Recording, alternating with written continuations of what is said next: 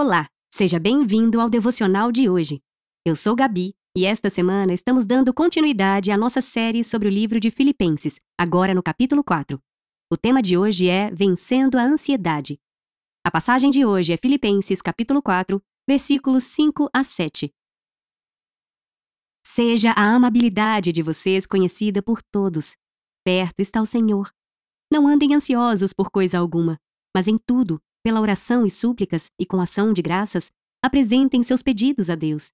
E a paz de Deus, que excede todo o entendimento, guardará o coração e a mente de vocês em Cristo Jesus.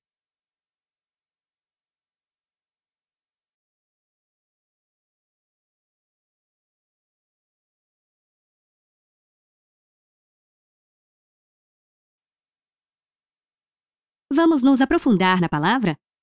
Você já ficou muito ansioso com alguma coisa e alguém lhe disse, não se preocupe com isso? Esse tipo de resposta pode parecer muito insensível e frustrante.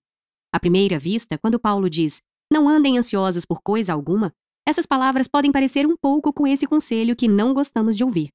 Entretanto, o contexto das palavras de Paulo faz toda a diferença em seu significado. A chave para a sabedoria de Paulo está nas 4 palavras imediatamente antes de ele dizer para não ficarmos ansiosos. Essas palavras são, perto está o Senhor. Paulo não está diminuindo ou descartando nossos medos e preocupações.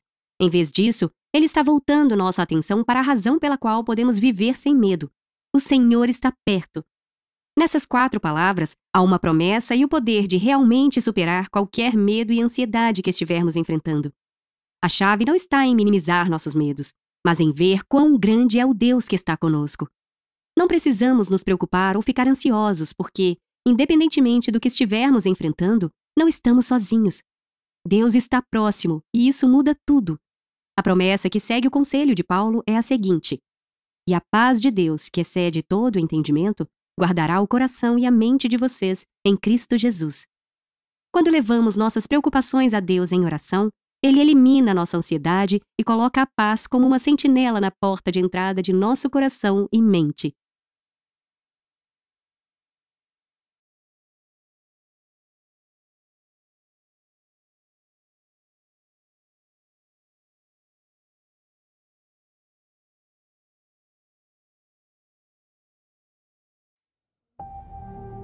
Reflita e ore comigo.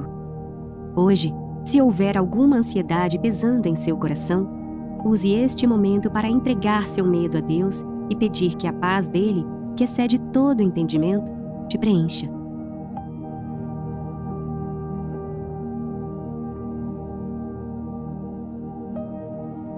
Peça ao Espírito Santo para te fortalecer a cada vez que você passar por momentos de tensão e preocupação, trazendo à sua mente as verdades e promessas da Palavra de Deus sobre quem o Senhor é e quem você é em Cristo.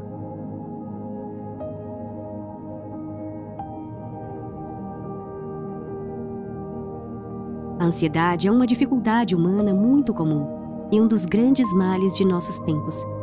Ore por aqueles que você conhece que lutam com isso e para que elas encontrem alívio e amparo no Senhor.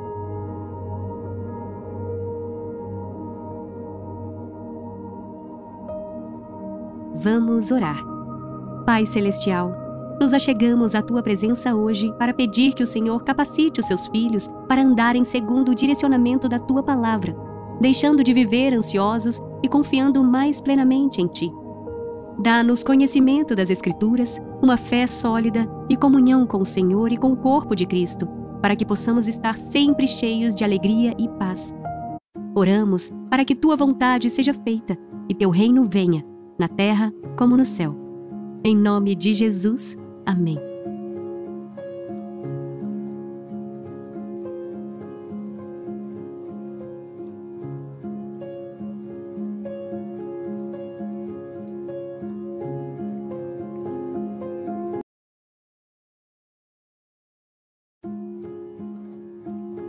Olá, seja bem-vindo ao nosso Caminho pela Bíblia de hoje.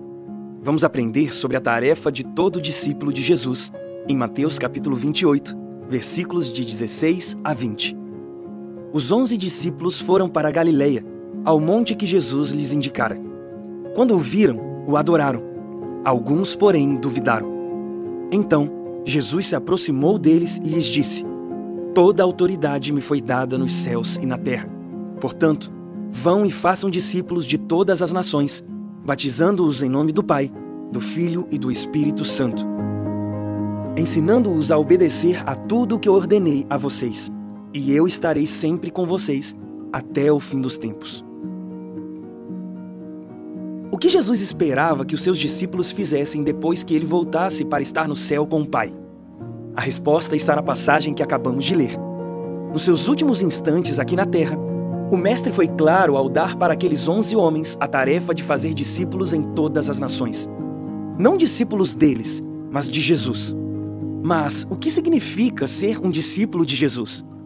Mais do que uma pessoa que frequenta semanalmente uma reunião cristã, um discípulo de Jesus é uma pessoa que se arrependeu de seus pecados, recebeu dentro de si o Espírito Santo e que está se tornando cada dia mais parecida com Cristo.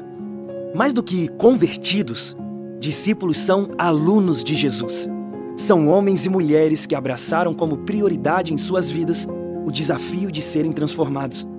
Por saberem que ainda estão aprendendo a ser como o Mestre, os discípulos têm a capacidade de se arrependerem quando erram, de perdoar quando são ofendidos e de amar incondicionalmente, exatamente como são amados. A beleza da missão está em saber que não fazemos outros discípulos de Jesus porque já aprendemos, mas porque ainda estamos aprendendo. Há na missão dada por Jesus um grande desafio e um grande privilégio. O desafio está em, antes de fazermos discípulos, sermos discípulos e deixarmos que Ele trabalhe em nós enquanto trabalhamos para Ele. Por outro lado, o privilégio está em podermos contar com a presença dEle todos os dias, até que a missão seja cumprida. As pessoas ao seu lado sabem que você tem um mestre que morreu em seu lugar e ressuscitou? Você já foi intencional ao testemunhar tudo o que você tem aprendido em sua jornada como aluno de Cristo? Que o Senhor te direcione a impactar o mundo ao seu redor com abundante amor e bondade.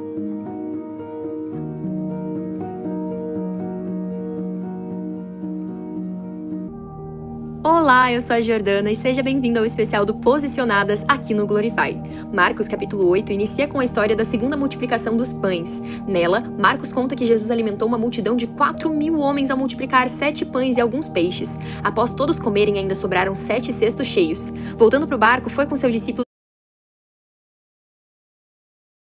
para a região de Dalmanuta, onde os fariseus começaram a lhe interrogar, pedindo um sinal dos céus. Jesus recusa e, voltando para o barco, encontra os discípulos que haviam esquecido de levar consigo o pão, havendo apenas um que já estava no barco. Jesus então diz para eles terem cuidado com o fermento dos fariseus e de Herodes. Os discípulos pensaram que ele falou aquilo por eles terem esquecido o pão e começaram a discutir entre si.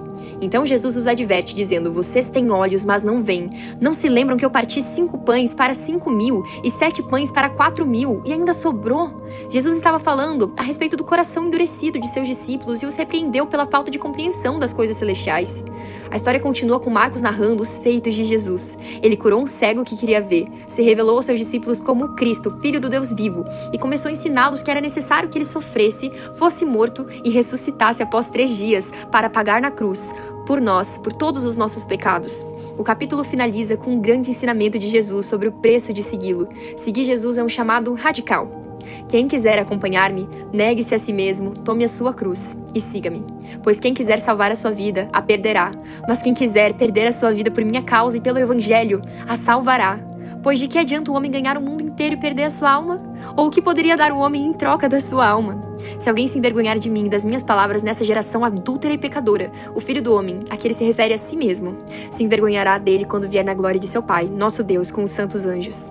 Que assim como Jesus não mediu esforços por amor a nós, sofreu, se humilhou, tão envergonhado foi, mas não nos negou, que não venhamos a negá-lo, custe o que custar, o valor da vida eterna com o Pai será a nossa grande recompensa. Que Deus te abençoe, que essa palavra tenha te edificado, tocado no fundo do seu coração.